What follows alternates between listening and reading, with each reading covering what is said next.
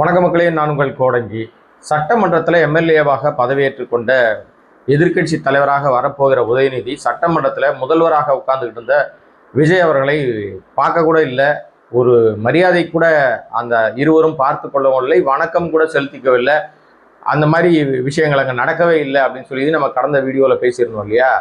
ஆனால் அது அப்படியே வேறொரு இடத்துல அது அப்படியே உடைக்கப்பட்டிருக்குது. அது உண்மையிலேயே எது உண்மை அப்படின்றத இனி வரும் நாட்களில் நடக்கிற நிகழ்வுகள் தான் நமக்கு உணர்த்தும். அது என்னது, எதை பற்றி பேச போகிறோம், என்னென்ன மாற்றங்கள், என்ன மாற்றம் புதுசாக நடந்துருச்சு அப்படின்னு தானே பார்க்குறீங்க. ஸோ அந்த மாற்றம் குறித்து தான் பேச போகிறோம்.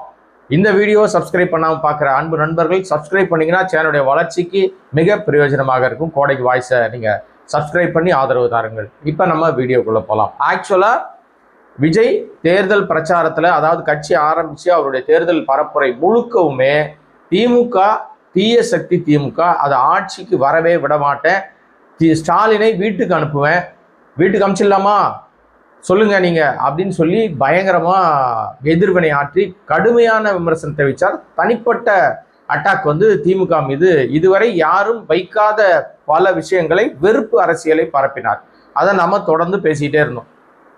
அவரும் அவருடைய எல்லா பிரச்சாரங்களிலும் திராவிட கொள்கை, கோட்பாடு, புண்ணாக்கு இதெல்லாம் தூக்கி ஓரமாக வச்சுட்டு முழுக்க முழுக்க ஸ்டாலின், திமுக அரசாங்கம், திமுக தீய சக்தி, அது கடுமையாக பேசினார். அது அவருக்கு கை கொடுத்துதா கொடுக்கலையான்றதை தாண்டி அவர் இப்போ சிஎம் ஆயிட்டார். சிஎம் ஆன பிறகு அவருடைய முதல் நாள் அவை நடவடிக்கை, இன்னைக்கு தான் முதல் நாள், எம்எல்ஏக்கள்லாம் பதவி ஏற்றுக்கிட்டாங்க. வரிசையாக ஒரு எம்எல்ஏக்கும் வந்தாங்க. நான் ஏற்கனவே கடந்த வீடியோவில் நிறைய விஷயங்கள் பேசிட்டேன், அதனால் திரும்ப அதுக்குள்ளே போக வேண்டாம். அவை முடிந்த உடனே அவர் ஒரு பரபரப்பு சட்டமன்றத்தில் தொற்றிக்கொண்டது.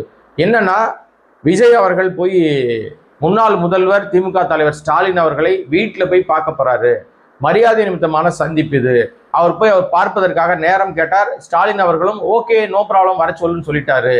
பெரும்பாலும் பார்த்தீங்கன்னா இந்த மாதிரி நிகழ்வுகளில் கடந்த காலங்கள்லாம் இப்படி சந்திப்புகள் நிகழ்ந்ததே கிடையாது. நேர் எதிராக பிரச்சாரங்களில் கடுமையாக பேசிக்கிட்டவங்க, கடுமையாக ஒருத்தர் வார்த்தை போர் பண்ணிக்கிட்டவங்க, ஒருத்தர் சந்திச்சதே கிடையாது. ஆனால் சந்திப்பார்கள். எப்போ சந்திப்பார்கள்னா, ஏதாவது ஒரு நேரக்கூடாத நிகழ்வுகள் நடந்துருச்சுன்னா அங்கே போய் அவங்க பார்ப்பாங்க. இப்போ எடப்பாடி வீட்டுக்கெலாம் போயிருக்கார் நம்ம சிஎம் அவர்கள். ஏன்னா அங்கே ஒரு சூழல் நடந்துச்சு, அதனால் அவர் போனார். அந்த மாதிரி ஸ்டாலின் அவர்கள் போய் பார்த்துருக்காரு. நிறைய விஷயங்கள் நடந்திருக்கு. ஆனால் இப்போ அரசியல் களம் என்பது ரொம்ப சூடு பிடிச்சி பரபரப்பாக போயிட்டு இருக்கிற இந்த நேரத்தில் முதல் நாள் அவைக்குள்ளே உட்கார்ந்து, கோட் சூட்டில் உட்கார்ந்து எம்எல்ஏவாக பதவியேற்றுக் கொண்ட முதல்வர் விஜய் அவர்கள் அந்த விஷயங்கள் நடந்து முடிந்தவுடனே அசம்பிளிலேருந்து கிளம்பி நேராக சித்தரஞ்சன் சாலையில் இருக்கிற நம்ம ஸ்டாலின் அவருடைய வீட்டுக்கு போயிட்டார். அதுக்கு முன்பாகவே அங்கே உதயநிதி வீட்டுக்கு போயிட்டாரு, முன்னாள் அமைச்சர்கள்லாம் வீட்டுக்கு போயிட்டாங்க. வீட்டில் எல்லாருமே காத்துக்கிட்டு இருக்காங்க. இவருடைய வாகனம் இறங்குச்சு. வாசல்லையே நின்று விஜய் அவர்களை, முதல்வராக வீட்டுக்குள்ள வந்த விஜய் அவர்களை கை கொடுத்து கட்டி அணைத்து வரவேற்றது உதயநிதி ஸ்டாலின். எதிர்கட்சி தலைவரும் முதல்வரும் ஒருத்தரை கட்டி அணைச்சிக்கிட்ட அந்த சம்பவத்தை நம்ம பார்க்க முடிந்தது. ஆனால் இவர்கள் ஒரு அரை மணி நேரம், ஒரு மணி நேரத்துக்கு முன்பாக அசம்பிளியில் ஒருத்தரை பார்த்துக்கல, ஒருத்தருக்கு பரஸ்பரம் வணக்கம் கூட தெரிவிச்சுக்கல. இது அவைக்குள்ள நடந்த நிகழ்வு. அங்க எதிர்கட்சி தலைவராக அவர் நடந்து கொண்டார். ஆனால் இங்க வீட்டு தேடி வருகிற ஒரு மனிதரை, அவர் இப்ப சிஎம்மாவும் ஆயிட்டாரு, சக நடிகராக ஒரு காலத்துல நண்பராக இருந்தவர், அவர் இன்னைக்கு நம்ம வீடு தேடி வராருன்னும் போது தமிழர் மரபுப்படி வாசல் நின்று அவரை கை கொடுத்து கட்டி அணைச்சி வரவேற்றது உதயநிதியுடைய அந்த பாங்கை நம்ம பார்க்க முடியுது. அதோடு மட்டும் இல்லாம தன்னுடைய வழக்கமா விசிட்டர்ஸ் யார் வந்தாலும் ஒரு அறை இருக்கு, அந்த அறையில தான் அவர்களை சந்திப்பார், அங்கதான் பேசுவார், எல்லாமே செய்வார் திமுக தலைவர் ஸ்டாலின். அந்த அறையினுடைய வாசல்லையே அவர் விஜய் உள்ள வரும்போது அவரும் கட்டி அணைத்து கையை பிடிச்சிக்கிட்டே உள்ள கூட்டு போனார். அந்த வீடியோலாம் நீங்க பார்த்துருப்பீங்க. முதல்வர் ஸ்டாலின் முகமலர்ச்சியோடு அவரை வரவேற்று அவருக்கு ஒரு வழக்கமா நம்ம அணிவிக்கிற அந்த மஞ்சள் நிற சால்வை அணிவிச்சு அதுக்கப்புறம் உட்கார வச்சு ஒரு 10 நிமிஷம் பேசினார். இதுக்கு இடையிலேயே நம்ம உதயநிதி ஸ்டாலின், எதிர்கட்சி தலைவராக வரப்போகிற உதயநிதி ஸ்டாலின் அவருக்கு ஒரு புத்தகத்தை பரிசாக அளித்தார். காலத்தினுடைய குரல் அப்படின்னு சொல்லிட்டு, கருப்பு வெள்ளை அப்படின்னு சொல்லி திமுக அரசாங்க, திமுகவுடைய கட்சியினுடைய 75 ஆண்டுகால அந்த வரலாறு அடங்கி அந்த புத்தகத்தை அவருக்கு பரிசீலித்தார். ஏன் அந்த புத்தகத்தை அவர் பரிசீலித்திருக்க கூடும் அப்படின்னா, நான் எப்படி புரிஞ்சுக்கிறேன் அப்படின்னா, இவர் திமுகவை பிரச்சாரங்கள்ல எல்லாத்திலையுமே விஜய் அவர்கள் 75 வயது ஆனாலும் அது பவள விழா பாப்பா அப்படின்னு வசைபாடி இருந்தார். ஆக்சுவலா இவர் தான் குழந்தை. விஜய் இப்போ முதல்வர் ஆயிட்டா கூட அவர் குழந்தை, 2 வயசு தான் ஆகுது அவருக்கு. கட்சி ஆரம்பிச்சு 2 வயசு, 2 வயசு குழந்தை கிட்ட மிகப்பெரிய பொறுப்பு வந்து சேர்ந்து இருக்குது. இந்த பொறுப்பை அவர் திறம்பட நடத்தணும்னா இந்த மாதிரி வந்து எல்லாருடைய ஆதரவும் தேவை. இப்போ அவர் வந்து மரியாதை நிமித்தமாக சந்தித்தாரா, அல்லது எனக்கு எந்த இடைஞ்சலும் பண்ணிடாதீங்க அப்படின்னு சொல்லி மற்றவருக்கு உணர்த்துவதற்காக இந்த சந்திப்பை விஜய் எடுத்துக்கொண்டாரா? இது அரசியல் என்ன வேணா பண்ணலாம். ஏன்னா இதுவரைக்கும் விஜய் எடுக்கிற முன்னெடுப்புகள்லாம் பார்த்தீங்கன்னா பாஜக தயவை தாடவே இல்லைன்ற மாதிரி நம்ம எல்லாருக்கும் ஒரு பெரிய பிம்பத்தை கட்டமைச்சிட்டு வரார். பட் எனக்கு இந்த பிம்பத்தின் மீது நம்பிக்கை இல்லை. நான் அதை முதல்ல இருந்தே நம்பல. அவர் பாஜகவுடைய குழந்தை தான். இப்ப திராவிட கட்சிகளை வேரோடு மண்ணோடு சாய்க்கணும்னா உறவாடி கெடுத்தாதான் முடியும். அதுல மிகச்சிறப்பாக இப்ப அதிமுக கொஞ்சம் கொஞ்சமாக அது பாஜகவுடைய உறவோடு சேர்ந்ததுனால கொஞ்சம் கொஞ்சமா அது அழிவை சந்தித்துக்கிட்டு இருக்குது. பெருவாரியான எம்எல்ஏக்கள் இப்ப போர்க்கொடி தூக்கிட்டாங்க. எடப்பாடி பதவிக்கு ஆபத்து. அது என்ன நடக்க போகுதுன்னு தெரியல. அது ஒரு பக்கம் தனி ட்ராக். இப்ப பலமாக வலுவாக இருக்கிற கட்டமைப்பு உறுதியாக இருக்கிறது திராவிட முன்னேற்ற கழகம். அந்த திராவிட முன்னேற்ற கழகம் 75 ஆண்டுகள் பழமை வாய்ந்த கட்சி. அந்த கட்சியை உடைத்து நொறுக்கிறது அவ்வளவு சீக்கிரம் அல்ல. பிராமண கடப்பாறையாலே உடைக்க முடியாத ஒரு மிகப்பெரிய வந்து சக்தியாக கோட்டையாக இருக்கிற அந்த கோட்டைக்குள்ள நீங்கள் எதிரியாக உள்ள போகவே முடியாது. அந்த கோட்டை வாசல் திறக்காது. திராவிட முன்னேற்ற கழகத்தினுடைய கோட்டை வாசல் வந்து எதிரிகளுக்கு சிம்ம சொப்பனம் தான். அது டெல்லி எதிரியா இருந்தாலும் சரி, யாரா இருந்தாலும் எதிரியாக அவர்கள் வீட்டுக்குள்ளேயோ அலுவலகத்துக்குள்ளேயோ அறிவாலயத்துக்குள்ளேயோ போக முடியாது. ஆனால் உறவாட முடியும். உறவாடி பல நேரங்களிலே துரோகத்தை சந்தித்த கட்சி தான் வந்து திராவிட முன்னேற்ற கழகம். ஆனால் திமுக மீது பல்வேறு கருத்துக்கள் சொல்லுவாங்க. எப்படி சொன்னாலும் இந்த சந்திப்பு என்பது நிச்சயமாக தமிழ்நாட்டு மக்களால் உன்னிப்பாக கவனிக்கப்படுது. இந்த சந்திப்பு மூலமாக விஜய் ஒன்றை நாட்டு மக்களுக்கு சொல்றார். என்ன சொல்றாருன்னா, நான் எல்லாருக்கும் பொதுவானவன். நான் பிரச்சாரத்துல கடுமையாக திமுக விமர்சனம் பண்ணேன். ஸ்டாலினை வந்து தோத்து போனோம்னு சொன்னேன். ஸ்டாலின் தோற்கடிக்கப்படணும், வீட்டில் உட்கார வைக்கப்படணும்னு சொன்னேன். அது நடந்து விட்டது என்பதை உணர்த்துவதற்காக போனாரான்னு ஒரு கோணம். இல்லைங்க, நீங்க அப்படிலாம் புரிஞ்சுக்காதீங்க. நான் வந்து இப்ப வெற்றி பெற்றிருக்கிறேன், எல்லாருக்குமான முதலமைச்சர், ஏற்கனவே அனுபவம் வாய்ந்த முதலமைச்சர்கிட்ட ஆலோசனை கேட்க போனேன்.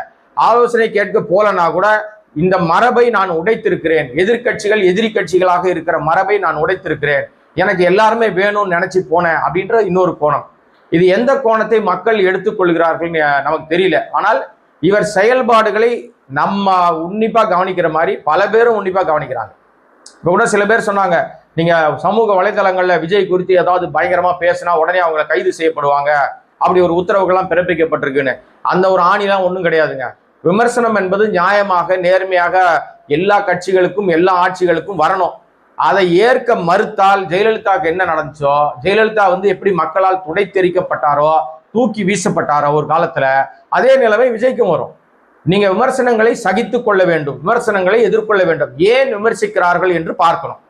இப்ப திமுக மீது கூட கடுமையான விமர்சனங்கள் வர ஆரம்பிச்சிச்சு. திமுக தோத்து போனதுக்கு என்ன காரணம்? அமைச்சர்கள் ஆட்டம் ஜாஸ்தி, மன்னர் ஆட்சி, என்னென்னமோ சொன்னாங்க இல்லையா? அதெல்லாம் அவங்க இப்ப இனிமே சீர்தூக்கி பார்ப்பாங்க. இது மாதிரி பல தோல்விகளை சந்தித்திருக்கு திமுக. இப்போ அவங்க வந்து 60 எம்எல்ஏக்களை உதயசூரியன் மூலமா வெற்றிருக்கிறார்கள். ஒரு காலகட்டத்தில் 2 பேர் ஜெயிச்சிருக்காங்க. சுத்தமா வாஷ் அவுட், எதிர்கட்சியே இல்லாத நிலைமையை கூட ஜெயலலிதா ஆட்சி காலத்துல ஜெயலலிதா வெற்றி பெற்ற போது ஏற்பட்டிருக்கு.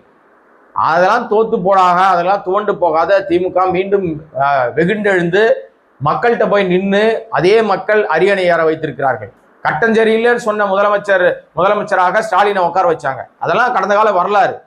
அதனால வந்து இப்ப இந்த சந்திப்பு மூலமாக பெரிய மாற்றம் நடந்து விட்டது அப்படின்றது மட்டும் பார்க்க முடியாது. ஆனால் இது ஒரு மாற்றம். என்னங்க மாற்றம் நடக்கலைன்றீங்க, அப்புறம் இது ஒரு மாற்றம்ன்றீங்க, உங்களை புரிஞ்சுக்கவே முடியலன்றீங்களா? இல்லைங்க, சில விஷயங்களை நாம் சரியாக பேச வேண்டும், சரியாக கவனித்து மக்கள்கிட்ட சொல்லணும். இப்போ இது வந்து யாரும் செய்யாத ஒரு மாற்றம். இப்போ இந்த மாதிரி பதவி ஏற்றுக்கிட்ட முதல் நாளே, பதவி ஏற்றுக்கிட்ட உடனே நேராக போய் கடுமையாக விமர்சித்த எதிர்கட்சி தலைவரை, எதிர்கட்சியாக பார்க்கப்பட்ட ஸ்டாலின் அவர்கள் போய் நேரில் வீட்டில் போய் பார்க்கறதுன்றது ஒன்று, பாத்தியா உன்னை வீட்டில் உட்கார வச்சிட்டேன் அப்படின்னு சொல்றதுக்கும் நீங்க எடுத்துக்கலாம்.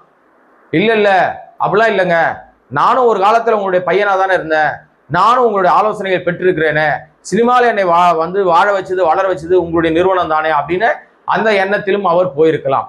எது எப்படியோ திமுக எப்படி சட்டசபையில் களமாட போகிறது அது ரொம்ப முக்கியம். ஏன்னா எதிர்கட்சியாக இருக்கிற எதிர்கட்சி தலைவராக வரப்போகிற உதயநிதி விஜயை கட்டி அணைத்து கை கொடுத்து கட்டி அணைத்து வரவேற்றிருக்கிறார் வீட்டுக்குள்ள. ஆனா அசம்பிளில ஒருத்தர் பார்த்துக்கவே இல்லை, வணக்கம் கூட சொல்லிக்கல.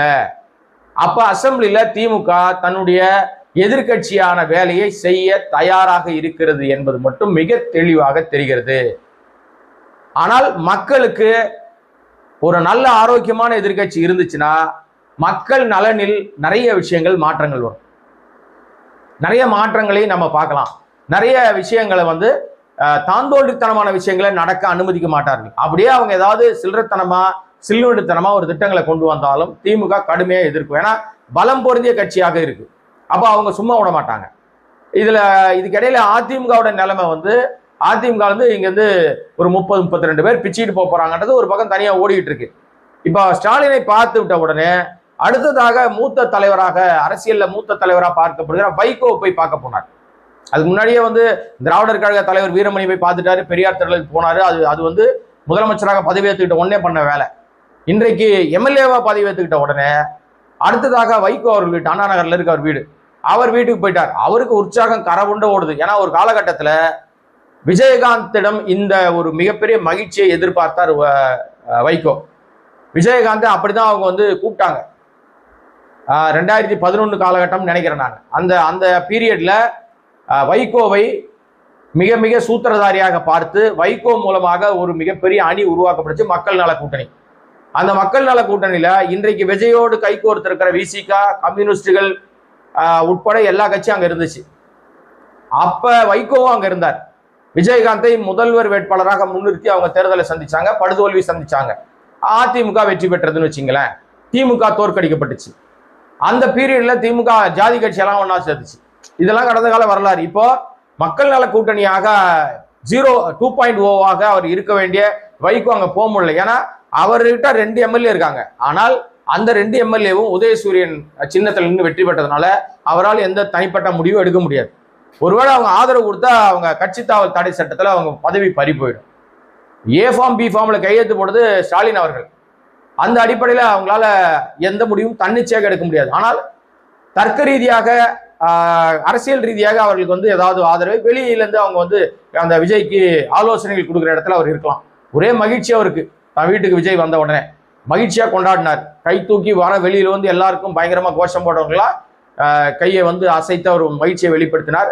அது பார்ப்பதற்கே சந்தோஷமா இருந்துச்சு. ஏன்னா ஒரு மூத்த அரசியல்வாதி, பல ஆண்டு காலம் பார்லிமெண்ட்ரியை தெறிக்க விட்டவர், பாராளுமன்ற சிங்கம்னு அழைக்கப்பட்டவர். அவரை விஜய் போய் நேரில் பார்த்தது விஜயினுடைய அரசியல் பயில ரங்கத்துல அவர் இப்ப கத்துக்கிட்டு இருக்கிற விஷயத்துல அதெல்லாம் ஒரு பெரிய பிளஸ் மார்க் தான் அவருக்கு. அது கூடுதல் மதிப்பெண்களை விஜய் பெற்றுக்கொள்கிறார் மக்கள்கிட்ட. ஆனா நிர்வாகத்தை நடத்தும் போது அவருடைய ஒரிஜினல் மார்க்கே தெரிய வரும். என்னன்னா நீங்க தியரி மார்க் ஒன்று இருக்கும், பிராக்டிகல் மார்க் ஒன்று இருக்கும். தியரி மார்க் எதையாவது நீங்க மக்கப் பண்ணி அடிச்சு காப்பி அடிச்சு என்ன எழுதிடலாம். ஆனா பிராக்டிக்கல்ல நீங்க போய் அங்க செய்யணும், பிராக்டிக்கல்ல உருவாக்கணும், ஒரு படைப்பை நீங்க கிரியேட் பண்ணணும். அப்ப நீங்க அங்க சரியா பண்ணலன்னா நீங்க ஃபெயில் ஆடுவீங்க. என்னதான் தியரியில பாஸ் பண்ணா கூட பிராக்டிக்கல்ல ஃபெயில் ஆடுவீங்க. புரிஞ்சுக்கிறவங்க பிஸ்தா. நான் புதுசா எதுவும் சொல்லலைங்க, இருக்கிறது தான் சொன்னேன். எனிவே இப்போ இவர் அடுத்ததாக பாமக நிறுவனர், அதாவது பாமகவுடைய அன்புமணி டீமோட தலைவராக இருக்கிற அன்புமணியை போய் மீட் பண்ண அவர் வீட்டுக்கு போனாரு. அங்க அன்புமணியும் பலத்த வரவேற்பை கொடுத்தார். விஜயோடு இப்போது அணி சேர்ந்து விஜயை இந்த இடத்துல வெற்றி பெற வைத்திருக்கிற அந்த வியூக வகுப்பாளராக இருக்கிற சூத்திரதாரி ஜான் ஆரோக்கியசாமியினுடைய முன்னாடி அவருக்கு ஆலோசனை வழங்கியது நம்ம அன்புமணிக்கு தான் கொடுத்தார். மாற்றம் முன்னேற்றம்னு ஒரு விஷயத்த பண்ணார். அங்க மாற்றம் நடக்கல, முன்னேற்றம் நடக்கல. அங்க வாஷ் அவுட் ஆனாரு அன்புமணி. ஆனால் இங்க விஜயோட சேர்ந்த பிறகு விஜய் ஏற்கனவே அந்த ரசிகர் பட்டாளம் இருந்ததுன்னு அதை சரியாக பயன்படுத்தி ரூட் நம்ம தம்பி ஜெகதீஷுடைய ரூட்டினுடைய பல்வேறு இந்த ட்விட்டர் அமைப்புகள், இன்ஸ்டா அமைப்புகள், வாட்ஸ்அப் அமைப்புகள் மூலமா பல காரியங்களை சாதித்துக் கொண்டார்கள். இன்றைக்கு பதவியும் பெற்று விட்டார்கள். இது எப்படியோ இப்ப பாத்தீங்கன்னா இன்னைக்கு பதவி ஏற்ற உடனே எல்லா அரசியல் தலைவரும் வீடு வீடா பாக்குறாரு. திருமாவளவன் டெல்லியில இருக்காரு. அவர் வந்த பிறகு அவர் போய் பார்ப்பார்னு நினைக்கிறேன். ராமதாஸை கண்டிப்பா போய் சந்திக்கிறதுக்கு வாய்ப்பு இருக்கு. இன்னும் பிற ஏற்கனவே கம்யூனிஸ்ட் அலுவலகம் போயிட்டாரு. இன்னும் யாரெல்லாம் அவர் ராகுல் காந்தி அவரை தேடியே வந்துட்டார். ஸோ விஜய் என்கிற இந்த நபருடைய செயல்கள் இப்போ உன்னிப்பாக எல்லாராலும் பார்க்கப்படுது. இடையிலேயே இதெல்லாம் செஞ்சுக்கிட்டு இருக்கிற விஜய் அவர் குறித்து வருகிற பல விஷயங்கள் இப்போ 9 அமைச்சர் தான் போட்டிருக்காரு. பேலன்ஸ் அமைச்சர்களை ஏன் நிப்பாட்டி போடாம வைத்திருக்கிறார் என்றால் அடுத்த செட்டு வந்து ஆட்சியில் பங்கு அதிகாரத்தில் பங்குன்ற விஷயத்துக்காக காவல் காத்துட்டு இருக்கார். எதற்காக காத்திருக்கிறார் என்பது இன்னும் ஒரு சில நாட்கள்ல தெரிய வந்துடும். ஏன்னா 13ஆம் தேதி அதாவது நாளை மறுநாள் ஃப்ளோர் டெஸ்ட் இருக்குது. அங்கதான் அவருடைய அரசினுடைய பெரும்பான்மை நிரூபிக்கப்பட வேண்டிய நாள். அந்த நாள்ல இப்ப நாளைக்கு சபாநாயகர் தேர்தல். சபாநாயகராக ஜேசிடி பிரபாகரனை தாவேகா முன்மொழிந்திருக்கிறது. எதிர்கட்சி சார்பில் யாரும் வராங்களா இல்லையான்றது தெரியல. அது தெரியும். ஒருவேளை எதிர்கட்சிகள் யாரையாவது நிறுத்துறாங்கன்னா அவங்களுக்கு ஏதோ திட்டம் இருக்குன்னு அர்த்தம். இல்லைன்னா தோத்துருவாங்க. 2 பேருக்குமே பெரும்பான்மை இல்லை. யாருக்குன்னா அதிமுக இல்லை, திமுக இல்லை. 2 சேர்ந்தா வாய்ப்பு இருக்கு. சேருவார்களான்னு தெரியாது. அது ஒரு தனி ரகம். இன்னொரு ரகம், ஒருவேளை ஃப்ளோர் டெஸ்ட்ல வந்து அவர் வந்து அதாவது சபாநாயகர் தேர்தலை வெற்றி பெற்று விட்டால் ஆட்சியை தக்க வைத்துக் கொண்டாருன்னு தெரிஞ்சுக்கலாம் நம்ம. அதுக்கப்புறம் பாத்தீங்கன்னா ஃப்ளோர் டெஸ்ட், சபாநாயகர் ஜெயிச்சிட்டா ஃப்ளோர் டெஸ்ட் ஜெயிச்சிடலாம் ஈஸியா. பின்னாடி அமைச்சர்களை நியமிக்கிறதுக்கு வாய்ப்பு இருக்கு. ஆனால் அமைச்சர்களாக யாரை நியமிப்பது, அவர்களுக்கு என்ன தகுதி இருக்கிறது என்பதை இப்ப ரொம்ப உன்னிப்பாக விஜய் வந்து ஒரே நேரத்தில் இதையும் செய்ய வேண்டிய கட்டாயத்துக்கு ஆளாயிருக்கிறார். இதுக்கு இடையிலேயே விஜய்க்கு வந்து ஏற்கனவே Y+ பாதுகாப்பை மத்திய அரசாங்கம் வழங்கி இருந்தது, அதாவது நம்ம ஒன்றிய அரசாங்கம். இப்போ அவருக்கு Z+ பாதுகாப்பு கொடுத்துருக்காங்க. முதல்வர்களுக்கு வழங்கப்படுகிற பாதுகாப்பு அதில் பெரிய மாற்றம் எதுவும் இல்லை. ஆனால் உச்ச நட்சத்திரம் புட்ரிசெல் மாதிரி இந்த ரசிக குஞ்சுமணிகள் வருவாங்கன்னு யோசிக்கிறாங்க. எழுதி வச்சிங்க, இனிமே ஒரு பயம் வரமாட்டான். ஏன்னா அதனோட தேவை முடிஞ்சிருச்சு. அவர்களை கூட்டி சேர்த்து மிகப்பெரிய ஆளாக காமிக்க வேண்டிய வேலை முடிந்து விட்டது. இனிமே எவனுக்கும் காசு தர மாட்டாங்க. ரூட்ல இருந்து எந்த கூட்டத்தையும் கூட்ட வேண்டிய அவசியமே இல்லை. அவனா அங்கங்க கும்பலா கூடி ஆர்ப்பாட்டம் பண்ணிக்க வேண்டியதுதான். வெற்றி பெற்ற பிறகு எங்கேயும் பெரிய ஆர்ப்பாட்டமோ பெரிய வந்து கொண்டாட்ட மனநிலையோ நம்ம எங்கேயும் பார்க்கல. ஏன்னா அதற்கெல்லாம் இவங்க எதுவும் ஃபண்டு பண்ணல, காசு கொடுக்கல, கூட்டத்தை கூட்டி சேர்க்கல. அதனால இனிமே அதற்கான தேவையில்லை. இருந்தாலும் அதை ஏற்கனவே பார்த்ததுனால அவருக்கு Z+ பாதுகாப்பு வழங்கப்பட்டிருக்கு. புல்லட் ப்ரூஃப் கார்கள்லாம் வழங்கப்படும். 24/7 அதிகாரிகள் கிட்டத்தட்ட 64 பேருக்கு மேல அதிகாரிகள் சுழற்சி முறையில பாதுகாப்புல இருப்பாங்க. ஸோ இதெல்லாம் விஜய்க்கு, முதல்வரான விஜய்க்கு வழங்கப்படுகிற பாதுகாப்பு நார்மலா இருக்கிறது தான். இப்போ உள்துறை கட்டுப்பாட்டுக்குள்ள விஜய் வந்துட்டார். இனிமே அவர் எங்க போகணும்னு நினைச்சாலும், யார் வீட்டுக்கு போகணும்னு நினைச்சாலும் இவங்க அனுமதி இல்லாம அவரால் போகவே முடியாது. எனக்கு வேணாங்க நானே போய்க்கிறேன் அப்படின்லாம் சொல்லவே முடியாது. அவர் இப்போ அந்த கட்டுப்பாட்டுக்குள்ள அவர் வந்திருக்கிறார். ஏன்னா அதிகபட்ச பாதுகாப்பு வளையத்துக்குள்ள அவர் வந்திருக்கிறார். அதனால அவர் சந்திக்கணும்னா அவர் வீட்டுக்கு யார் போனாலும் தெரிஞ்சிடும், யார் வீட்டுக்கு இவர் போனாலும் தெரிஞ்சிடும். ஸோ எனிவே இது இந்த ஆட்சி இன்றைக்கு தொடங்கி இருக்கிறது. இந்த ஃப்ளோர் டெஸ்ட் முடிஞ்ச பிறகு நிர்வாக ரீதியிலான ஆட்சி வந்து தொடரும். அதையும் நம்ம பார்க்கலாம் என்ன நடக்குதுன்றத. இந்த சந்திப்புகள் உண்மையான அரசியல் மாற்றமா அல்லது அரசியலை தன்னுடைய பதவியை தன்னுடைய ஆட்சியை தக்க வைத்துக் கொள்வதற்கான விஜய் எடுக்கிற அடுத்த கட்ட நகர்வா? போக போக அவருடைய உண்மையான முகம் தெரிய வரும். அப்போதும் பேசுவோம், தொடர்ந்து பேசுவோம். கான்ஃபிடென்ட்டா இருங்க மக்களே. டெய்லி கண்டென்ட் இருக்கு. இந்த வீடியோவை சப்ஸ்கிரைப் பண்ணாம பார்த்துட்டு இருக்கிற அன்பு நண்பர்கள் சப்ஸ்கிரைப் பண்ணீங்கன்னா இன்னும் பல்வேறு விஷயங்கள் பேசலாம். நன்றி, வணக்கம்.